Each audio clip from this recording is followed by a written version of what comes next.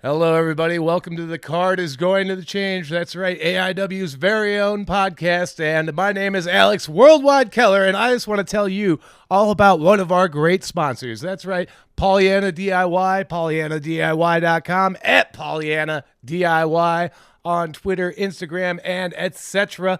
And what Pollyanna DIY has to offer you, they have excellent original wrestling enamel pins, shirts, including the Extreme Roots 91 t-shirt. Checking my hair right now. I have some medium roots. Take care of that in a bit. That's right. They have it all. And wrestling promoters and wrestlers, if you're looking to get into the enamel pin game or t-shirts, Pollyanna DIY wants to hook it up. Now let's take it to the show. The reason you hit download, the card is going to change.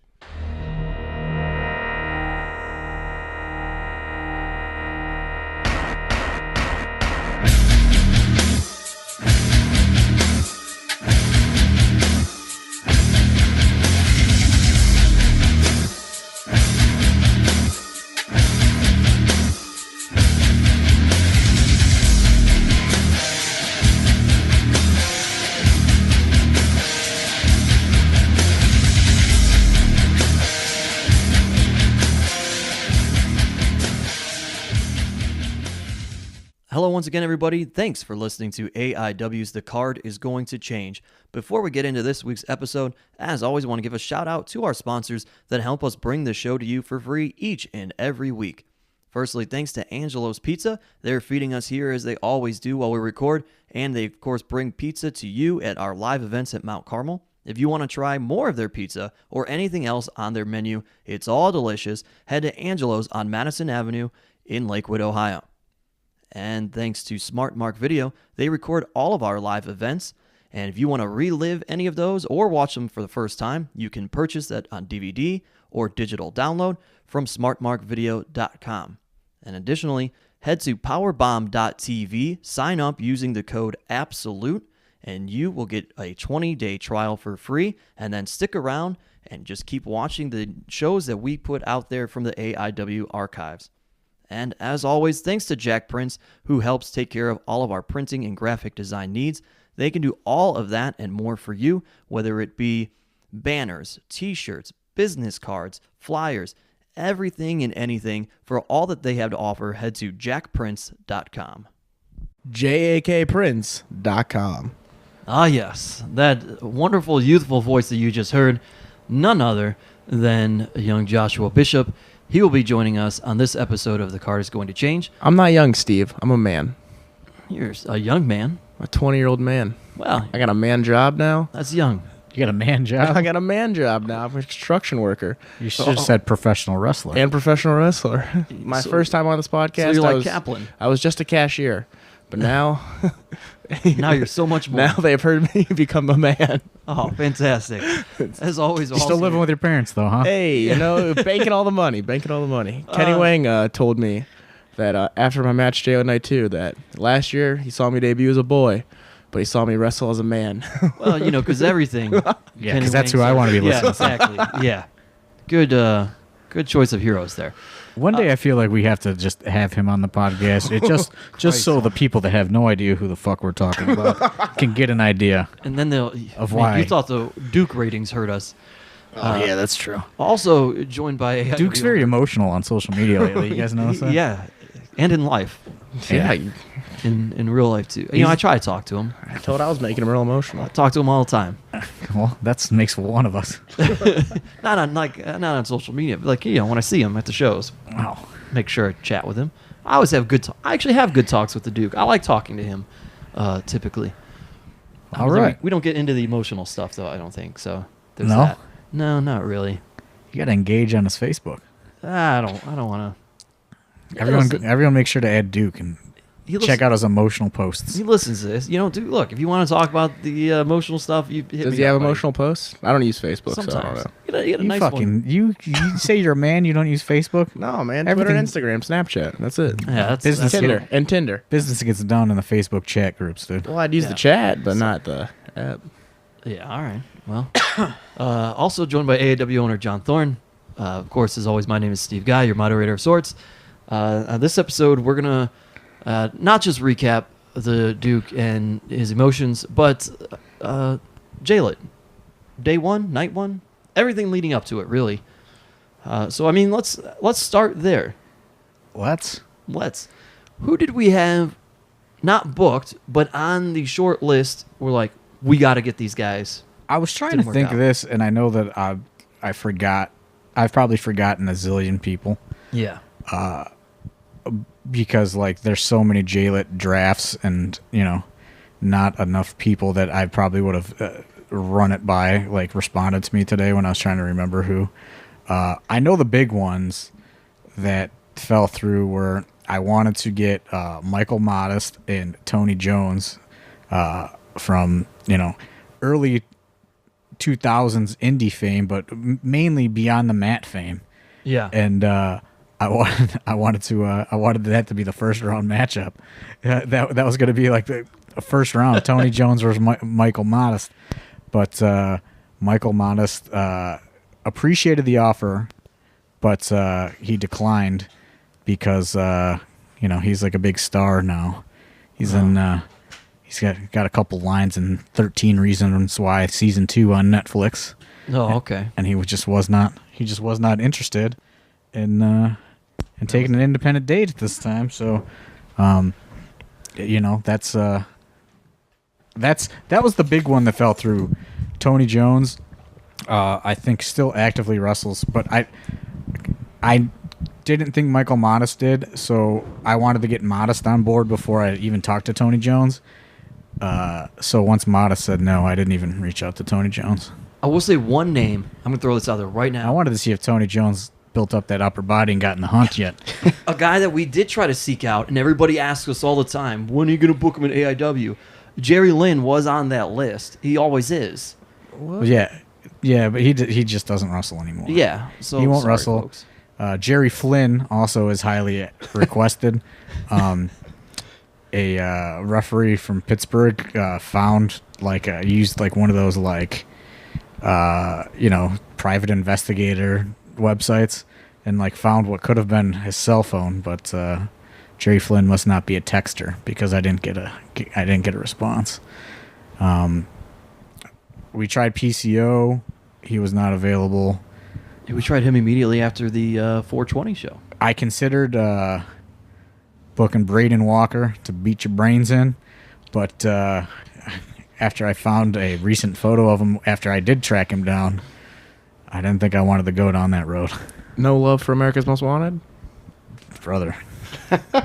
AMW? He's been, we'll see, because I found him because there was a sponsored Facebook ad for a wrestling show, and he was on it, but it was the TNA picture. Yeah. Not to say that I don't do this trick as well, but, it was the TNA picture. I was like, oh, man, Braden Walker, that'd be a weird one, And then, I started doing some research, and I found his Facebook, and, all his pictures were, TNA era pictures. And then, I clicked on the, photos of, on Facebook. And that had a recent one on there. Not doing so hot? It's not looking too good, man.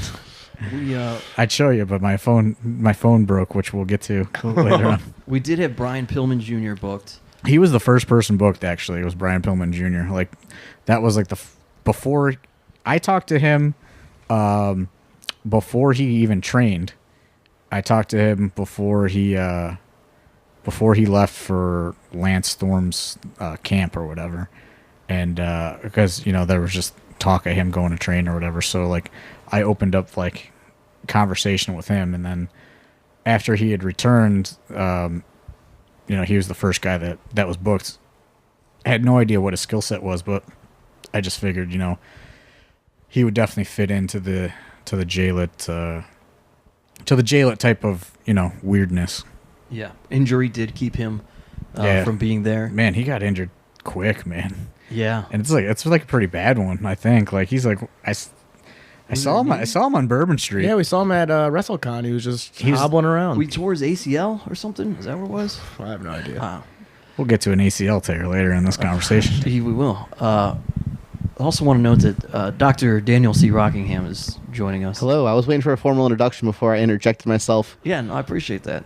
Thank you. Welcome. We just forgot about you, Dan. So that's fine. So those are that's the short list. I'm sure there were other guys. Yeah, there was. Didn't we talked about Bulldog's kid at one point? D.H. Smith was like kind of on like the maybe like a list. fringe idea. Yeah. But that's more like. But I think he was like overseas. I don't know. Wes Barkley's always pitching him to me. There you go. What about Easy Money?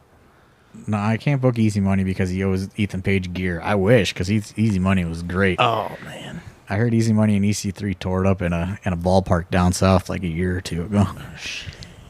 What about one of the Headhunters? Did you have them on there at all? No, but dude, fuck no. No. Victor's really been fucking hitting me up for that singles run. No. Like I was just friends with Manny on Facebook, and I got the friend request from Victor, and I'm hey brother, how are you doing, my friend? I'm putting me in against the champion. When you got it? Did you have any more dates? Just me though, not my brother. I've gotten three of those. And Victor's the one that got stuck in jail. Yeah, exactly. He's an unprofessional one. You can't bring him in. Well, no, he was professional. He made it, but Yeah, rebooked his flight. they, I would say I've gotten 3 messages from him in the last month. Did we discuss Sabu? No, No? Okay. no. Sabu was discussed for something else, but not this. Oh, okay. I knew we talked about it. Actually, if you do bring the Headhunters in, they did promise me T-shirts for my generosity of driving them around. When you took him to So- Mr. Fuji's? Yeah, when I took them to Mr. Fuji's for a solid 3 hours. So if you bring them in, just make sure they got a nice large T-shirt ready to donate. You got it. Well, that's the most important thing. So JLIT Friday comes. Nobody, nothing really crazy on Thursday night, the night before, I don't think. A couple early flights. I got a new phone and went to go pick up Jody Fleisch from an international flight with no information on when he was arriving. So I was at the Cleveland Hopkins Airport for an hour walking around trying to find him. Well, that's good. You get out of your car there? The guy told me, hey, no one's going to tell you. It's way too busy. Go at it. So I walked around, got out of the car, and try to find his baggage claim. And then I found out about 45 minutes later, oh, his flight's delayed. Yeah, I probably should have followed up with him and like make sure everything was good. But I just like he's an adult. I set him his flight like 3 months ago, and I saw him promoting the show, so I figured he was good to go. He too is a man, right? Jody Fleisch is a man. Oh, he's the best. Him and Laredo Kid got in like late Thursday. No issues. I had to get Laredo Kid like a hotel like super far away though. He was up to weird Laredo Kid shit. As you say, hotels. Let me backtrack a bit, because our JLIT hotel this year was what was supposed to be the JLIT hotel last year, the Howard Johnson. Yeah, the government. Were you nervous going into that week? The government relinquished its grips, I guess. Reopened it to the public. And it's reopened. Remodeled too. That section that we booked was remodeled. Looked real I think nice. there were some homeless people like living in the non-remodeled section. In the old section. Because I walked in and someone was like, "Yo, you with that wrestling convention?" And like, there's like just dudes with neck tats and shit. And like, I was like, "It's not." Yeah, man, I'm with them. It's like, man, I saw some big motherfuckers walking around here. Yeah, they're on their way too right now. And then they let me pass. They're like, yeah, you come to room 211 if you guys are trying to party. Oh, no. That's what he said, huh? It was on the complete other side of where we were staying. Yeah, they don't even rent those. Yeah, that's what I'm saying. They don't rent them out. Squatter homes. They were in there. Oh, These my. guys were in there. Yeah, so nothing real crazy. Ashley took care of us. Yeah, it was, no incident really with the hotel. Yeah, we didn't have to deal with Bert this year. Yeah, Bert was fucking everything up last year. Yeah, Ashley took care of us. Great service. What's up, everybody? Alex Worldwide Keller here to tell you all about at Thrift Store Job or Instagram, Etsy, eBay, etc. And of course, we cannot forget, we would be remiss not to mention thriftstoreJobber.bigcartel.com. He's got a doozy of a shirt for you this week. That's right. Everyone misses wrestling on TBS, the Clash of the Champions, WCW, and you can relive it right here, right now with this t-shirt, size extra large. Beautiful multicolor print, says crew. You can let everyone know you were true to the crew, and that crew was WCW. Worldwide at Thrift Store Jobber. Use promo code Worldwide and get 10% off of anything you want to buy. I guess leading up to it, little Guido informs me that he's injured and cannot wrestle. But like he tells me like, well, he calls me like the week before and says that he hurt his knee taking an F5 for a YouTube video, but he thinks he's okay. He's going to the doctor, but he's mad because his other knee doesn't have like an ACL or whatever tendon you could survive without. I don't know. He does, like, one knee doesn't have it, but he hurt the good knee, so he's really worried. And then he tells me he needs surgery, and then he tells me he doesn't need surgery, and then he's like, you know, like fast talking, and I go, well, I already bought you a ticket, man, so like you gotta come.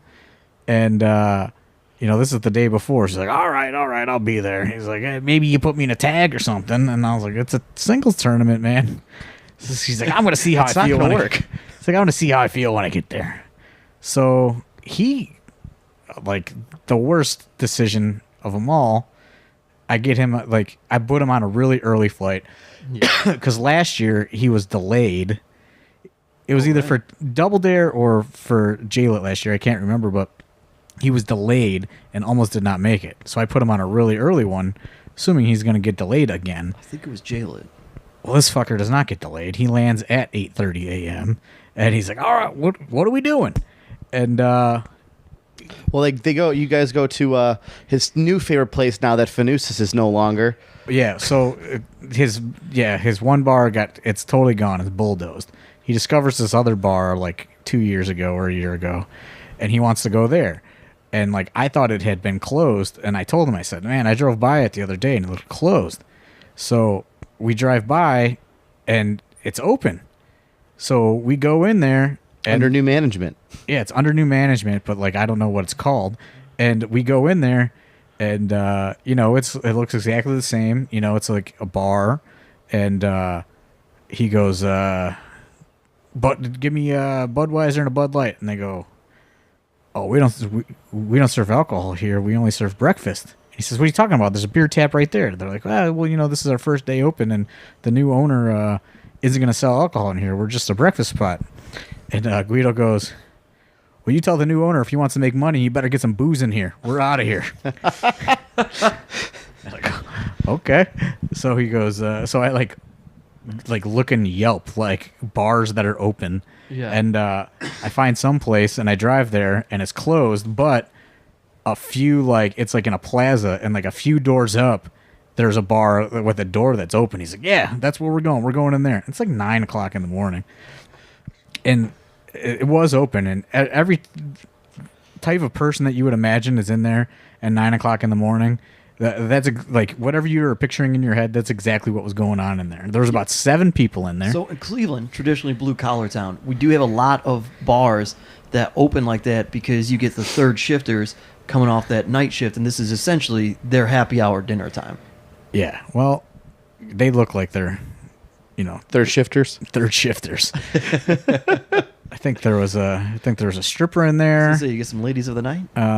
You know, there were some characters in there. And, you know, Guido starts ordering the beers at 9 a.m. And now I wasn't going to drink at JLIT coming off of my pneumonia. Right. That breaks about fucking 15 minutes after fucking little Guido, like, lands. So, you know, I'm like, all right, I guess, you know, I'll have one. And then one turns to, like, 6. And then The weekend was off to a start. It was off to a start. But then Hornswoggle, Gringo Loco, and Tom Lawler Then it land. gets real interesting. And, you know, you can't get into the hotel, or so we thought, this early in the morning. So they all come to this bar, in which the third shift blue collar people recognize Hornswoggle from the television, and they go, "Aren't you the guy from TV? The guy WWF?" And he's like, "Me? No." And I was like, "Yeah, that's him." And Guido's going, "Yeah, I was on TV too, you know." And so now these people are ecstatic because there are celebrities in their morning bar.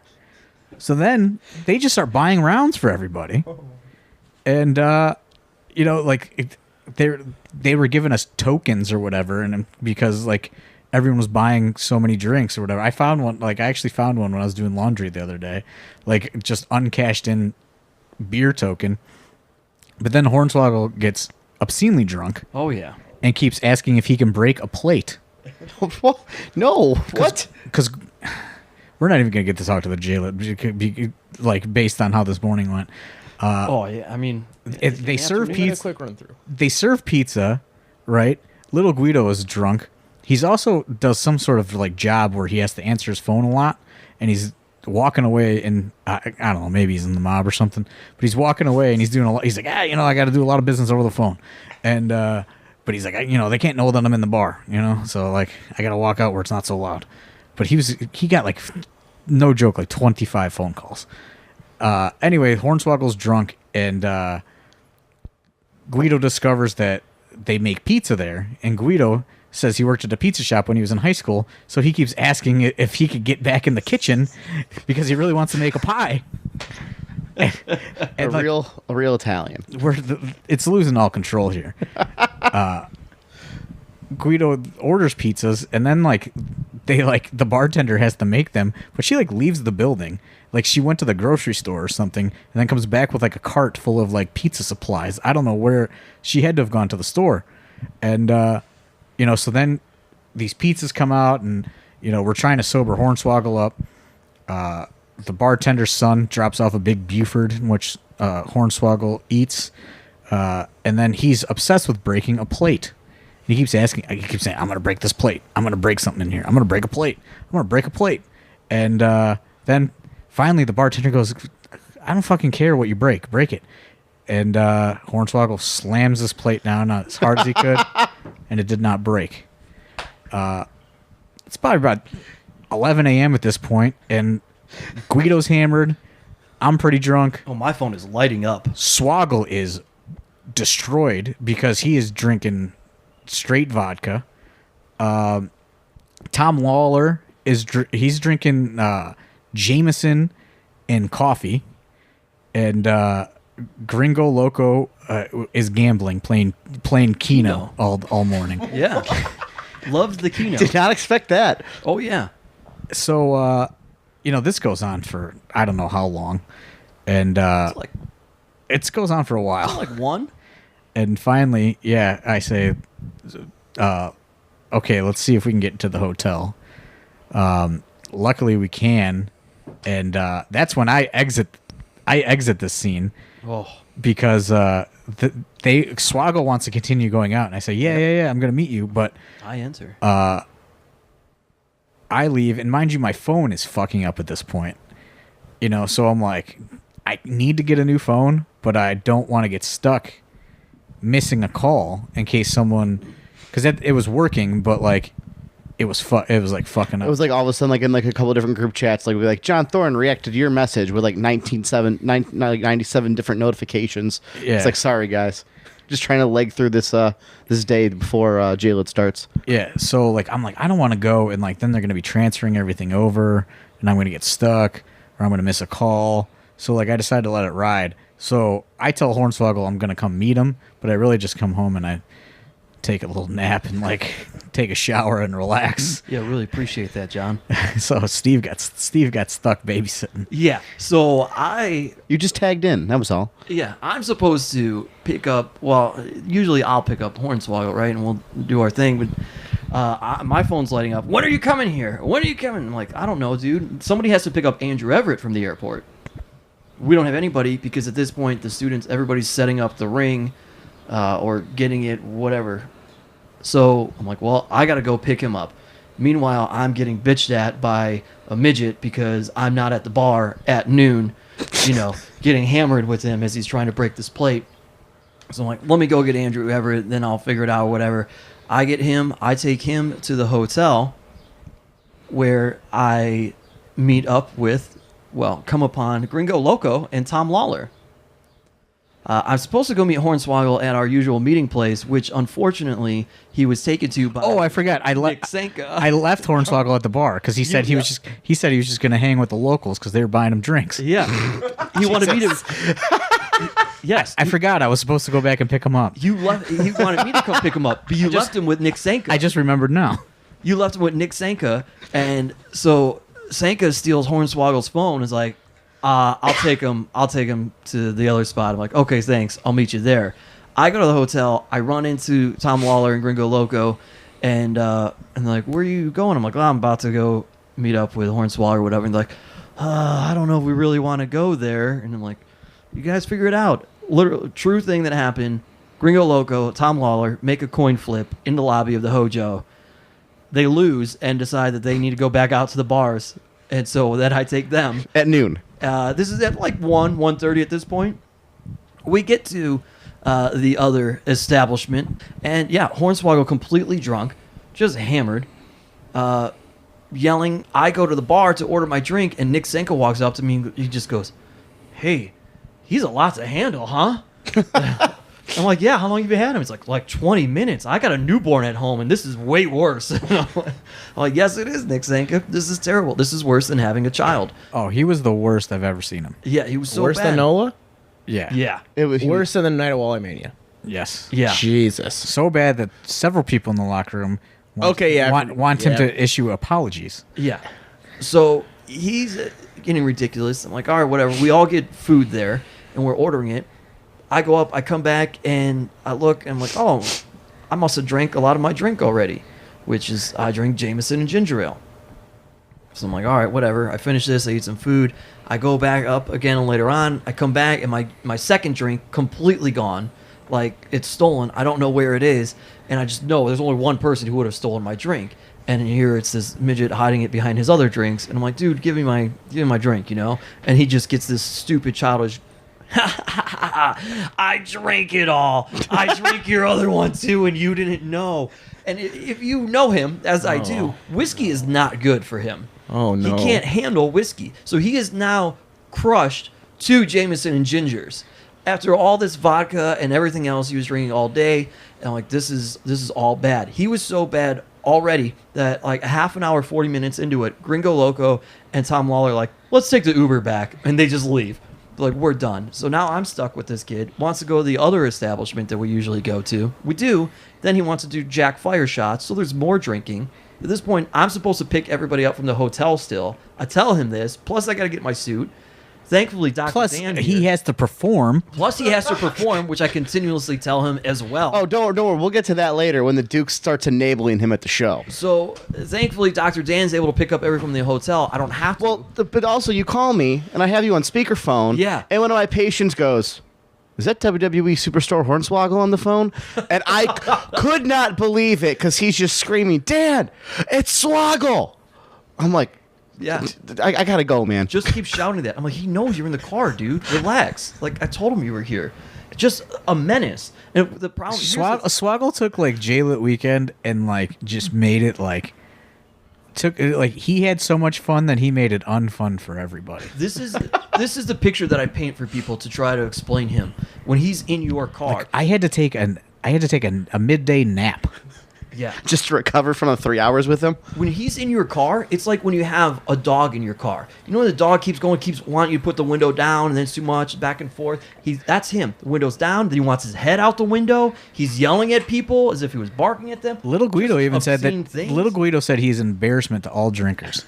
He is. He said, this guy is embarrassing. He kept trying to feed it. This is why Little Guido wanted to make the pizza in the first place, because Swoggle was so drunk already. He said, this guy needs to sober up. He's yelling. Guido was mad that he was going to offend his new 8 a.m. bar when he comes to Cleveland. And, he says, call him this guy to get this guy to eat something. He's like, I'm going to be coming here quite a bit. So here's a little known part that most people don't know that happened. Little sidebar. We go back to my apartment because I've got to quickly shower, change, and get ready, grab the suit and everything. Get out of the shower, I'm getting dressed, I'm getting ready, and here he is in my kitchen. Hey, Steve, look at this. Look at this. He's got an empty Coke can. I'm like, yeah. Crushes it on his head. Then crushes it a second time on his head. Now he takes the broken part of it and he is literally trying to blade himself in my kitchen with a broken and crushed Coke can. I'm like, no, what are you doing? You idiot. Like, why would you even try to blade right now? Ha ha ha ha ha. Laugh. I take this away from him like he's a child. He's listening to this right now. So of course he is. So embarrassed as he drives his child to school. Finds a pair of scissors and then decides he's going to try to start blading himself with the scissors. And I'm like, no. So Why doesn't he at least blade himself at the show? That's what I was thinking. I'm like, why are you doing this now? How do I explain to everybody that you've already bladed and it's 3 o'clock in the afternoon? So there's like this collection of stuff piling up in my bathroom as I'm getting ready just to keep away from him from blading. Then he takes an iron for like me ironing my clothes, and he's like putting that against his forehead. I'm like, that's not even plugged in, you moron. Like you're not being a tough guy here, burning yourself. There was a question that you forgot to ask on my Q&A episode last week. Yeah. Who are the most difficult wrestlers to work with? Oh, that's right. I'm going Hornswoggle on an early flight day. Day drinking day. If he comes in the night before, he's fine because he sleeps in. He gets drunk the day before and sleeps all day. Right. But landing and then trying to squeeze in all of his activities is bad. He just loves breaking shit, huh? After he puts the... He loves to break shit. Like that one time. Probably the reason we got kicked out of my halls was that time he fucking headbutted the door and broke the door. Yeah. Then he was like taking bowling balls and throwing them around and stuff. Then he put a bowling ball in the toilet. Yeah. I forgot about that.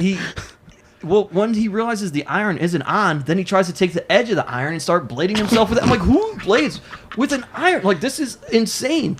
And then I have to, when he gets really drunk. I think we forget that, like, he drinks for the size of a normal but person. He's not a normal person. But he's not right. like a normal size. This is how you know he's really drunk. And this happened to Ethan Page once we get in the locker room.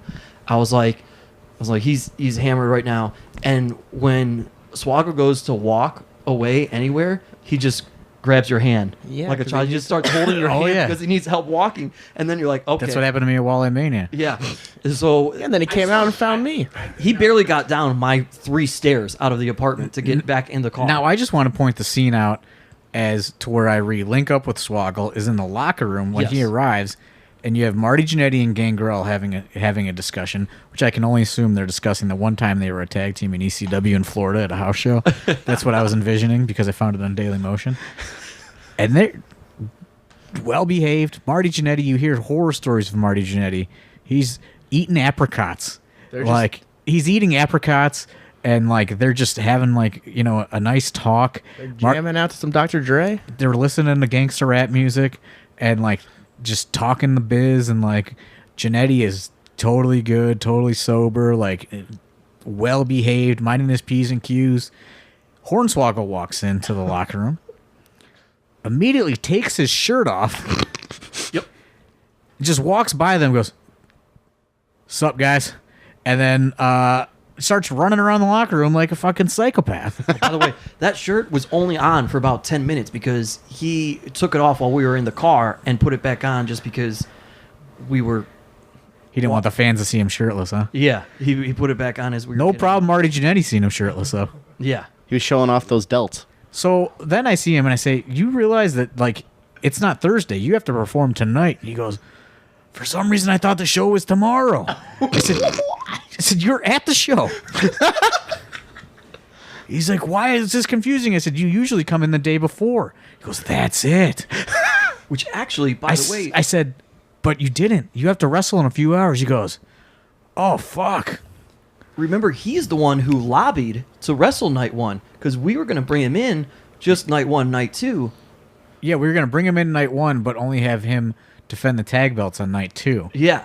But he's like, oh, man, I want to be in it. And, like, I believe when Brian Pillman Jr. pulled off, we just slid him in because he was already going to be there anyway. Yeah.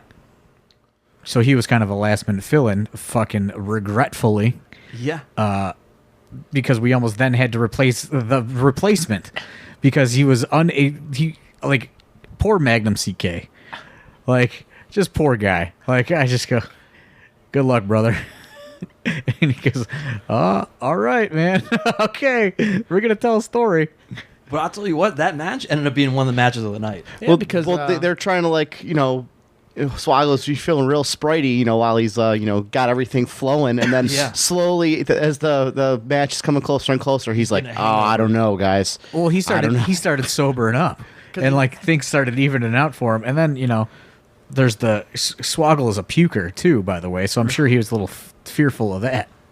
he makes this concoction to sober himself up. Where he is dumping C4 pre-workout into Red Bull and mixing it and just slamming it while Gringo Loco is looking at him in disgust and horror. Because Gringo Loco had a heart attack. Yes, he had a heart attack. I didn't. These are reasons that he had a heart Was attack. it C4 or was it?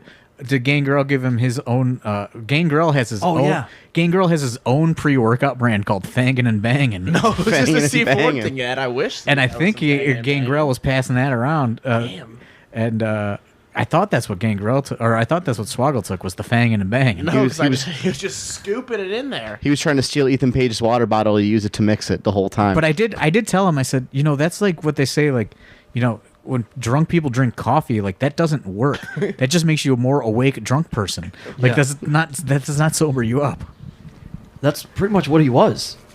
Was a more awake Just a drunk big 20 person. ounce Red Bull. Just scoops of it in there. And he, he's not in the best of shape, No, he's a little guy.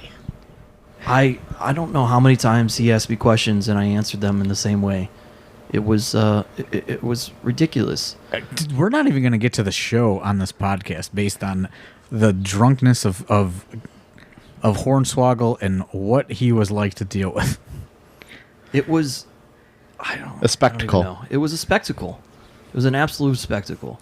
It was such a spectacle that Josh Prohibition even wanted to like almost wrestlers court him and say like, "Hey, this is a really bad look, this is a really bad look because there's people that aren't always here all the time, and this guy's running around with his shirt off, drunk out of his mind at 4 p.m." He threw my duffel bag out of the arena as we walked in. Just And fans were also seeing him walk into the building like out of his mind, drunk. Well, when I first got there, He fell in the parking lot actually as we were walking. And Joe Norris helped carry his stuff in, and he was like, I need that one. And I was like, he needs that one because he needs help walking. And that's Swoggle what happened. Swoggle is a lot like Worldwide in this comparison. Is like neither of them can casually drink. oh no, It's like all or nothing. yeah, it's all in. You know what I mean? It's like it's everything. It's everything you got. Everything they can fit into their body, or nothing. And it's like this dude. He was like Worldwide at an after party, but it was the 3 in the Three in the afternoon. it was the Hornswoggle pre-party. I'm really glad that you guys had that intervention with me or late last year. Now I'm not like that anymore. We're all Yeah, good. you were a fucking real dickhead. Not anymore. I'm all Slapping good. me, punching me. He was just. I get it from him, but I just kick him over to the ground. At one point, Swoggle was just laying in his underwear on top of the tables downstairs, just casually talking to people as if it was completely normal. Yeah, I don't think he. While the Duke was giving him beers, and we got to pull him to the Duke's side like, giving him Duke, beers. stop So- enabling I him. forgot. That's the third part of his concoction. It was beer, Red Bull, and C4. So the Duke That's was what he was enabling him. sobered up with. Duke brought him 4 beers, and forgot then when what the he third asked him thing to was. go I on the couldn't second think of it. run, we all looked at him like, Duke, no, what are you doing? Because Duke was hoping that he would be the replacement. Duke was trying to get in that JLIT tournament. Duke had that gear bag ready. Duke is always working. Oh man, It's always clocked in, huh? No, he's not always clocked the in, Duke. but he's always working. The Duke had a plan with that. He was hoping the Swoggle was going to pass out, so that at that point there would be no other wrestler available to fill in, except for him. Because I bet you he thinks him and CK could have a fucking Savage Steamboat Classic. Duke thinks he's a Steamboat. Well, he got chopped by the steamboat, so Yeah.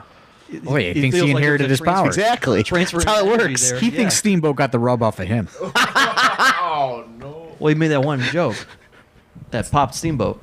No, he really thinks Steamboat got the rub off of him. I love it. I mean, where do we go from? How far into this are we? Who knows? We're already almost like 40 minutes in. We're gonna have to come back. All right. We're gonna have to start fresh next week. Yeah, we wrap this up then. Yeah, this is just like We're not even at the after party yet. We're not even at Bell hasn't even first bell's even rang yet. You're at the show. Not everybody's even at the show yet. Well, let's say this: the meet and greets at least have started. little Guido re-arrives and he says, I took a nap, because I'm a good drinker and I know that this is going to be a long weekend. Yeah. He goes, this guy is an embarrassment to all drinkers. He goes, I told him to eat that pizza. I told him to look at him. And this is when Swoggle is laying shirtless on the tables, looking like he's going to die. Guido was just, I am so embarrassed to him. I can't believe I used to travel with him. I'm so embarrassed. He goes, didn't this guy learn how to drink when he was on WWE? He had that big Buford at least. That's I got a good picture. That was the last photo that I took on my old phone. Because yes. By this time in the day, my phone is completely broken. It's like half pink you're showing me. Yeah, like the screen is just done. It's completely broken. So anyone that's trying, I have to, I started, when I woke up from my nap during the day, my phone was totally broken. So I had to, go on, my desktop computer and, respond to people in, the Facebook chat groups, hey, my phone is broken. I can't get a hold of anybody that's at the hotel. I have no idea what their phone numbers are. Nothing on my phone worked, which for that to happen to a promoter the day of a show. Yeah. I cannot tell you a more stressful thing to happen ever than your phone breaking the day of, because you don't know who's running late. You don't know who's had car trouble. Right. AIW has a history of talent getting arrested on the way to the show. Sure. You don't know any of that's happened because whenever my phone ping, ping, ping, nothing. I cannot see anything on my phone at all. My phone rings, I cannot answer it. It's just, the screen was totally just destroyed. It did not work at all. So I'm fucking freaking out. I had been drunk. I'm sobered up.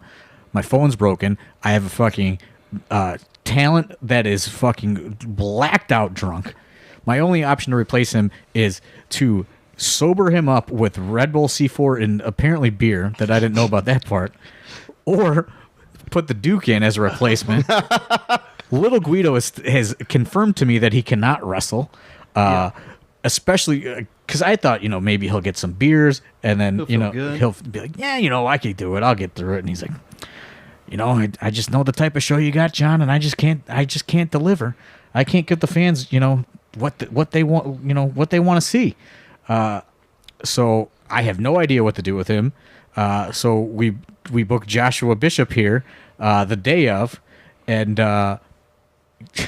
he doesn't know anything but what to do but to go buy self-tanner because he's in the JLIT. Gotta look good. You gotta look good. So as Hornswoggle is running around shirtless, at the other end of the locker room, Worldwide is spray painting Joshua Bishop with spray tanner because this is his big call up to the JLIT tournament. I'm ready to go for the tournament. Imagine if that gospel group that was in our locker room, the one show, had been down there for this. Yeah, he's just in he's just in his underwear, and Worldwide is just spraying him down, and I'm just like, what the fuck is going on? There's a big triangle. There's three groups really. There's the Swoggle group where people are just trying to wake him up, or have intervention. Yeah, there's people watching me get sprayed by Worldwide, and then there's Marty Jannetty and Gangrel just jamming around with whoever's walking in. Yeah, they're listening to Death Row's greatest hits, just talking the biz. on a big ass speaker. Eating apricots. They were both really nice. I enjoyed them being there. Gangrel, man, he was like,